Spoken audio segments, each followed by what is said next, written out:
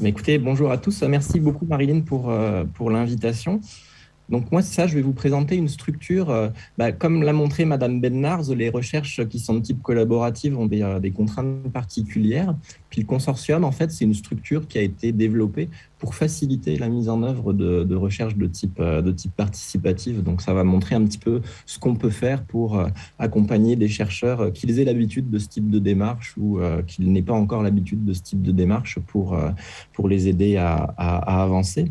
Alors, premier élément un peu contextuel, le consortium régional de recherche en éducation, c'est une structure régionale, c'est marqué dessus, qui vient de la région du Saguenay-Lac-Saint-Jean. Je vous l'ai mis sur la carte, là, un petit point. Donc, on est à peu près à la hauteur du nord de la France. Et puis, peut-être que si vous avez froid aujourd'hui, c'est à cause de nous. Ça doit être le froid de la neige qui tombe dehors chez moi qui arrive dans votre amphithéâtre.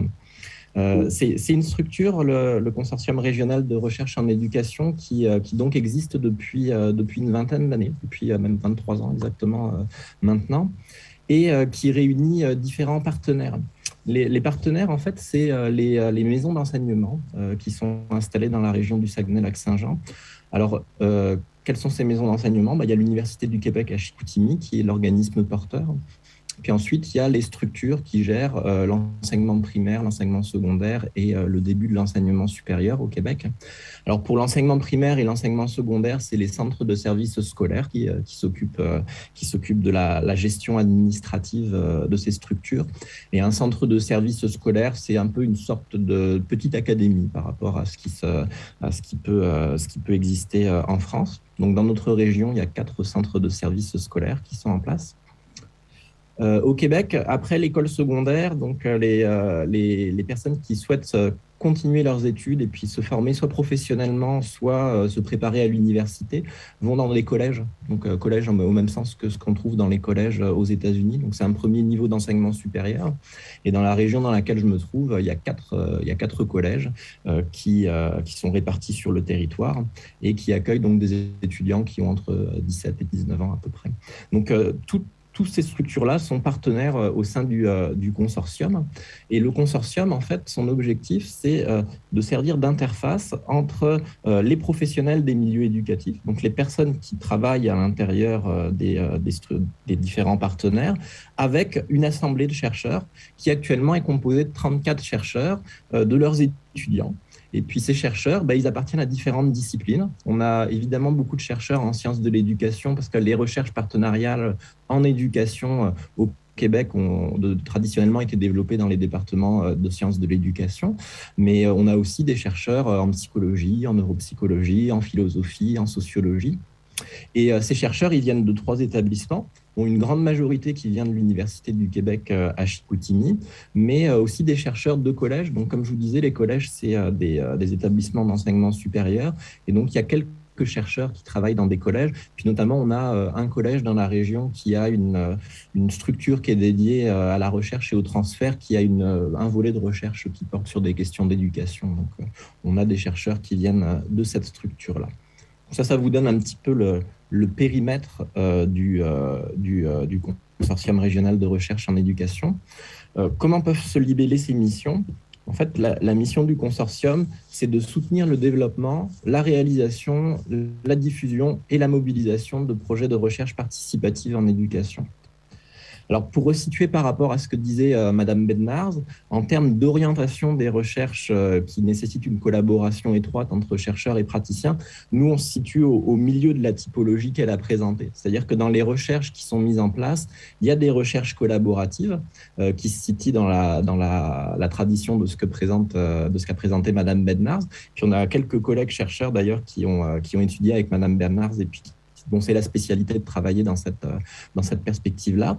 Mais on a aussi des recherches-actions qui se mettent en place, des recherches qui sont plus d'ordre partenarial. On a aussi des recherches qui sont orientées vers la conception, des recherches-actions formation. Enfin, il y a une variété de types de méthodologies qui peuvent être utilisées, dont la recherche collaborative. Alors, on pourra discuter de ça peut-être à un moment, mais je pense que quand le terme recherche collaborative est utilisé en France, ça renvoie un peu à ce qu'on appelle recherche participative au Québec. Donc, En gros, ça veut dire, je pense à première vue que le périmètre des recherches qui se font au consortium correspond au périmètre de ce que vous mettez derrière recherche collaborative pour le moment. Comment fonctionne le consortium? Alors en fait, il met en place différentes actions et puis j'en ai ciblé 3 là que je vais développer. Puis pour chacune des 3, je vais vous donner des exemples concrets de ce qu'on fait ou des exemples concrets de projets pour voir un petit peu ce que ça peut donner. Donc on organise annuellement un appel à projet de recherche participative. Donc on a des actions de recherche de fond. Alors je vais vous expliquer pour qui, pourquoi et puis comment. Et on organise aussi des actions de diffusion et de mobilisation. Donc, je vais vous expliquer ce qu'on a développé comme structure pour pouvoir faire ça et puis quels sont les objectifs qui sont derrière tout ça. Alors, le gros de l'activité du consortium tourne autour de son appel à projet. Comment ça se passe, l'appel à projet? C'est quelque chose qui est assez calendarisé finalement. Donc, on a une procédure qui est en place et puis qui est calquée avec le moment où on se retrouve. Là. C'est-à-dire qu'à l'époque de l'année où on est vraiment dans le premier carré que je présente à l'écran. Là. Le consortium, annuellement, fait formellement un travail d'identification des priorités et des défis que se donnent les milieux scolaires pour les années à venir. C'est-à-dire qu'on va chercher de manière systématique les préoccupations qu'on trouve dans les différents centres de services scolaires et dans les différents collèges, de manière à voir parmi ces préoccupations lesquelles pourraient donner lieu à des recherches participatives qui répondent donc à des critères de validité de recherche participative, c'est-à-dire des éléments de double vraisemblance, comme présentait Madame Bednarz, c'est-à-dire un intérêt heuristique et puis un intérêt praxéologique. Donc là, on est en train de faire ça. Puis quand on identifie les priorités et les défis des milieux, parfois il y a des thématiques qui sortent qui sont très très intéressantes d'emblée au niveau scientifique et pour de la recherche partenariale. Parfois, c'est des choses qui nécessitent plus du développement professionnel et puis qui donnent moins lieu à des liens directs avec la recherche, mais on a cette phase d'identification. Et en fait, quand on fait cette identification, ce qu'on va faire, c'est que systématiquement, on va chercher à mettre en lien des personnes qui sont porteurs de la préoccupation dans les milieux professionnels avec des chercheurs qui partagent la préoccupation en question. Là, on a 2 manières de procéder. C'est ce qui va se faire pendant le mois de janvier cette année. Dans certains cas, il y a des préoccupations qui font écho avec des membres de l'Assemblée des chercheurs, donc des personnes qui sont déjà dans l'Assemblée des chercheurs du consortium. Et donc, dans ce cas-là, les porteurs du milieu professionnel sont mis en relation avec le chercheur qui est déjà au consortium. Puis parfois, il arrive qu'on n'ait pas de chercheur qui soit compétent sur le champ qui préoccupe le milieu de pratique, ou pas de chercheur qui soit disponible pour travailler dans l'année à venir sur cette question-là. Auquel cas, le consortium se met en recherche d'un chercheur à l'extérieur de son assemblée des membres pour le mettre en relation avec les professionnels. Et donc, une fois que cette mise en relation est faite, les personnes commencent à discuter pour voir ce qui serait possible de faire ensemble. Puis là, il y a des choses qui vont aboutir à des projets du consortium et puis des choses qui vont aboutir à des projets de formation ou à des projets de recherche qui ne sont pas des recherches participatives. Ça va un petit peu dans toutes les directions, mais toujours est-il qu'on fait un suivi pour savoir quoi pourrait aboutir à un projet de recherche participative. Puis là, selon le système, selon le profil du chercheur qui travaille là-dedans et selon ses souhaits, on peut mettre en place pour élaborer le projet un système de mentorat. C'est-à-dire, par exemple, si un chercheur on a eu le cas il y a quelques années d'une personne qui venait du domaine de la neuropsychologie et on avait un milieu professionnel qui voulait travailler sur comment on peut intervenir sur différentes fonctions exécutives avec des élèves du secondaire. Donc, dans l'Assemblée des chercheurs du consortium, on n'avait personne qui travaillait sur ces questions-là. Le consortium est allé chercher une personne qui était spécialiste du développement des fonctions exécutives. Puis la personne m'a dit, moi, ce serait avec plaisir de travailler là-dessus. Mais pour le moment, je ne sais pas trop faire de la recherche participative. J'aurais besoin d'un soutien là-dedans. Puis ce qu'on a fait, en fait, c'est qu'on a cherché dans l'Assemblée des membres du consortium, parmi les gens qui ont l'habitude de faire de la recherche participative, qui voudraient bien donner un coup de main dans l'équipe de recherche pour pouvoir accompagner l'élaboration du projet. Donc, il y a une espèce d'accompagnement qui se met en place. Et puis, un accompagnement qui est selon la volonté des chercheurs et la volonté des équipes qui se constituent. Parce que l'objectif, ce n'est pas d'imposer quelque chose, mais c'est de mettre à la disposition de la communauté des outils pour ceux qui le souhaitent. Donc, quand on est à cette phase-là, les équipes, dans beaucoup de cas, se décident à élaborer un projet commun. Ce projet est déposé dans le cadre de l'appel à projet que met en place le consortium et il est examiné par un comité scientifique. Donc le consortium a un comité scientifique dans lequel il y a différents chercheurs de différentes disciplines, dont certains appartiennent à l'Assemblée des membres chercheurs du consortium et d'autres sont extérieurs.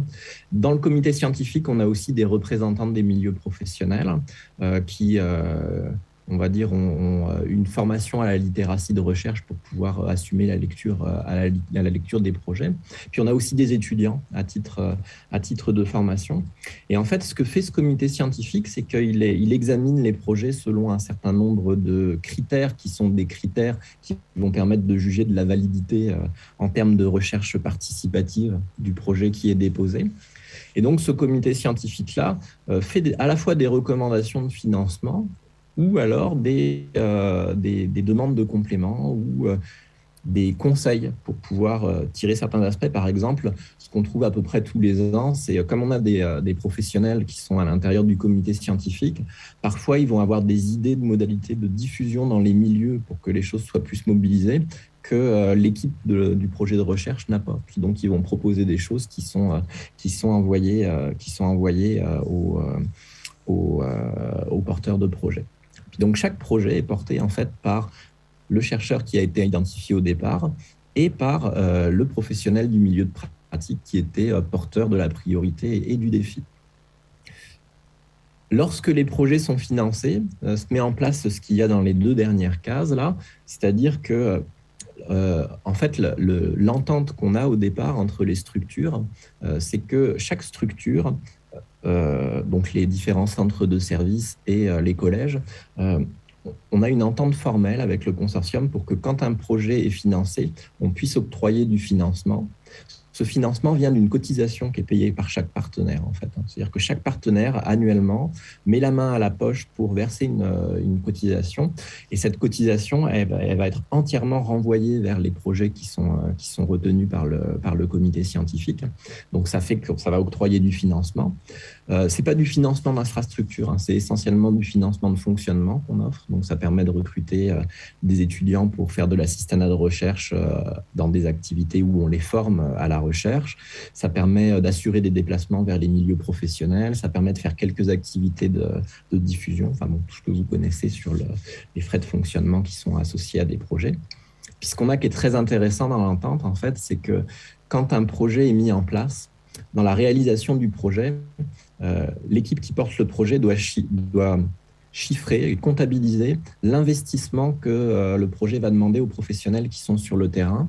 Et notre système d'entente fait que le milieu professionnel va libérer, par exemple, si un enseignant a besoin de se libérer une demi-journée ou 2 semaines pour pouvoir travailler sur le projet, l'organisme partenaire qui accueille le projet va prendre en charge la libération et puis envoyer un remplaçant pour que ce jour-là, il y ait un remplaçant en classe, par exemple. Donc ça, c'est vraiment un élément qui est important pour le financement. Alors, l'appel à projet, ça fait qu'on a en gros une dizaine de projets qui arrivent chaque année. Puis on en finance à peu près 4 ou 5 selon là où on en est au niveau budgétaire. Mais 4 ou 5 sur une longue période, ça donne cette diapo-là. C'est-à-dire que là, chaque petit cercle que vous avez, bon, j'ai conscience qu'on ne peut pas lire l'intérieur et puis c'est pas si important. L'idée, c'est chaque cercle, c'est un projet qui a été mené au consortium, puisqu'on a au milieu, c'est une ligne du temps. C'est-à-dire que plus on est à gauche, plus on est proche de 1998, puis plus on est à droite, plus on est proche de 2020. Donc, c'est 150 projets qui ont été mis en place comme ça, à des ordres très divers. Par exemple, pour l'instant, en ce moment même, on a 8 projets qui concernent les écoles primaires et secondaires et 7 projets qui concernent plutôt l'enseignement supérieur qui sont en place. Les sujets qui sont abordés dans les projets sont très, très variés. En ce moment, ça va de projets qui portent sur l'utilisation des robots Nao pour stimuler les habiletés sociales d'élèves qui ont des troubles du spectre de l'autisme, à développement d'activités de yoga à mettre en place en classe, et puis une évaluation des dispositifs pour voir les retombées que ça peut avoir en termes d'attention et puis d'engagement des élèves dans les tâches scolaires. On a des choses qui sont en cours sur de mettre en place des groupes de co-développement professionnel entre enseignants du supérieur pour développer de nouvelles pratiques pédagogiques. Donc c'est vraiment très, très, très large. Et puis au niveau des méthodes, c'est très, très large aussi. C'est-à-dire qu'on a des projets qui sont tous dans une démarche participative, mais on a des projets qui vont recueillir des données qui sont plutôt de type quantitatif et puis qui vont plutôt évaluer l'impact de dispositifs qui ont été développés de manière collaborative. Et on a des projets qui sont tout à fait dans la tradition de ce que présentait Madame Bednarz, dans une posture plus interprétative et compréhensive. Donc, vraiment une variété de choses qui se met en place. Puis, si vous souhaitez qu'on échange sur des projets en particulier pour voir un petit peu comment ça se montre, ça me fera plaisir d'échanger avec vous là-dessus. Alors, à côté de ça, le consortium recherche aussi un travail actif pour rechercher des opportunités de financement, parce que, évidemment, comme toute recherche, il faut un petit peu de sous pour pouvoir les faire. Et puis, les maisons d'enseignement qui sont partenaires du consortium ne permettent pas de soutenir tous les bons projets qui émergent. Donc, on essaie de varier un petit peu les sources de financement. Puis, en fait, les recherches de financement qu'on fait ont deux objectifs qui divergent là. Les deux n'ont pas grand-chose à voir, mais par contre, ça traduit un petit peu la posture que le consortium veut avoir par rapport au milieu et aux équipes. Il y a un premier élément, c'est sûr qu'au Québec, il y a une grande tradition de travaux qui documentent comment est-ce qu'on fait du partenariat dans les milieux éducatifs. Madame Bednarz a beaucoup présenté les travaux qui sont menés depuis plus de 25 ans sur cette question-là. Donc, il y a vraiment énormément de connaissances là-dessus, mais il reste qu'il y a encore des zones d'ombre qui sont présentes. Et donc, il y a une partie de l'activité du consortium qui vise à développer des connaissances sur les dynamiques partenariales. C'est-à-dire comment ça démarre un partenariat, qu'est-ce qui fait que ça fonctionne, qu'est-ce qui fait que ça tient, qu'est-ce qui fait que ça aboutit à des connaissances qui peuvent être diffusées correctement, qu'est-ce qui fait que si ces connaissances sont diffusées, elles vont être mobilisées correctement. Donc, on a des programmations de recherche là-dessus. Et par exemple, pour vous donner un petit peu des éléments d'actualité, là, on a une équipe qui est composée de plusieurs des chercheurs de l'Assemblée des membres du consortium qui a reçu un budget du FRQSC, donc c'est un fonds subventionnaire provincial au Canada, pour développer une programmation de recherche sur le partenariat recherche pratique en éducation. Puis donc là, on a travaillé sur... par exemple, on va sortir début 2022 un article sur un état de connaissance sur l'émergence des dynamiques partenariales, et puis ce qui fait qu'il y a un partenariat prend ou prend pas, en fait. Donc, on a fait une revue de la littérature sur la question. On travaille aussi sur des outils d'analyse pour caractériser l'intensité des partenariats dans les projets, pour avoir comme des outils de suivi et puis de tableaux de bord pour les projets qui se mettent en place. Et puis, donc ça, c'est un peu pour ce qui se fait au FRQSC. Donc, montrer que le consortium va aussi générer des recherches sur la recherche partenariale. Et puis, l'année prochaine, je vais déposer auprès du CRSH. Donc, ça, c'est un organisme de financement qui est fédéral, qui ressemble un petit peu à l'ANR en France. Une subvention de développement. J'ai demandé une subvention de développement de partenariat pour pouvoir doter le consortium d'une structure formelle qui accompagne les chercheurs et les étudiants qui veulent se lancer en recherche partenariale. Parce que l'accompagnement, ça prend du temps, puis ça prend des ressources. Et si on utilise les cotisations que versent les partenaires pour mettre en marche les projets, on n'a pas de quoi initier des choses comme ça. Donc, il y a un peu des recherches de financement pour pouvoir développer la structure, au-delà de son caractère autofinancé. Puis, il y a un deuxième aspect, c'est comme je vous disais, toutes les recherches et toutes les priorités que se donnent les milieux et les chercheurs n'aboutissent pas systématiquement à un projet de recherche participative. Et dans ce cas-là, le consortium donne un coup de main pour voir comment projet pourrait voir le jour en étant financé autrement par le consortium. Donc là, il y a un accompagnement qui se met en place aussi pour aller chercher quelles seraient les opportunités de financement ou qui pourraient être sollicitées pour pouvoir développer ça. Donc ça, c'est une partie du temps. Donc on a le gros de notre calendrier, c'est l'appel de projet. On recherche des opportunités de financement. Puis au regard de nos missions, ça va être le troisième élément que je vais présenter. On a aussi des actions de diffusion qui sont mises en place. Est-ce que tu peux me dire, Marilyn, combien de temps il me reste pour que je vois à quel point je développe chaque élément? Alors, il te reste 5 minutes. Parfait, merci. Donc, je ne vais pas développer trop. Donc, au niveau des actions de diffusion, en fait, on a une petite routine. Tous les ans, on met en place une activité scientifique dans laquelle sont invités les partenaires du consortium. Donc, en général, c'est beaucoup des conseillers pédagogiques qui viennent, quelques enseignants, les chercheurs de l'Assemblée des membres du consortium. Et dans cette journée-là, on profite d'être réunis pour faire différentes choses.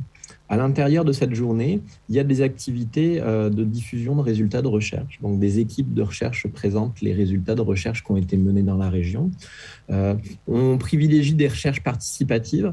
Parfois, il y a des recherches qui sont présentées, qui sont des recherches participatives qui n'ont pas été soutenues par le consortium. Et puis, c'est parce qu'il y a une tradition de recherche participative, vous l'aurez compris depuis le début de la matinée au Québec, donc on n'est pas la seule structure qui soutient ça. Donc, il y a le partage de résultats comme ça.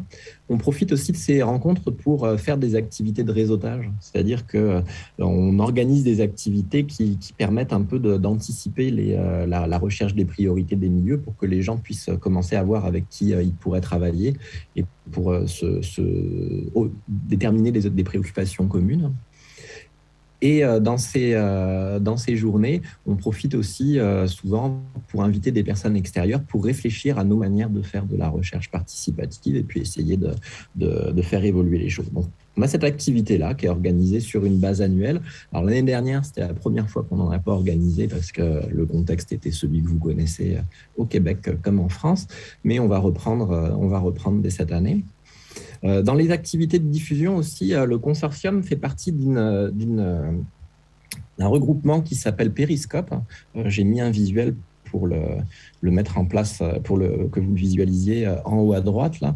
Périscope, en fait, c'est un réseau pan-québécois qui porte sur la réussite en milieu scolaire et puis qui vise à mettre en relation des chercheurs et des praticiens sur des questions de réussite scolaire. Donc, c'est un réseau dont la responsable est Thérèse Laferrière. Et donc, le consortium est en fait le porteur régional de ce réseau-là pour le Saguenay-Lac-Saint-Jean. Et donc, ça nous donne des opportunités de diffusion qui sont assez intéressantes. On organise aussi de manière régulière une université d'été sur les inégalités scolaires. Donc, à ce jour, il y a eu 3 universités d'été qui ont été organisées. Donc là, c'est plus pour le volet formation des étudiants, on va dire, dans ce qu'on met en place. On a des partenariats avec la Suisse, notamment, pour développer ces universités d'été. En général, elles tournent autour des inégalités scolaires.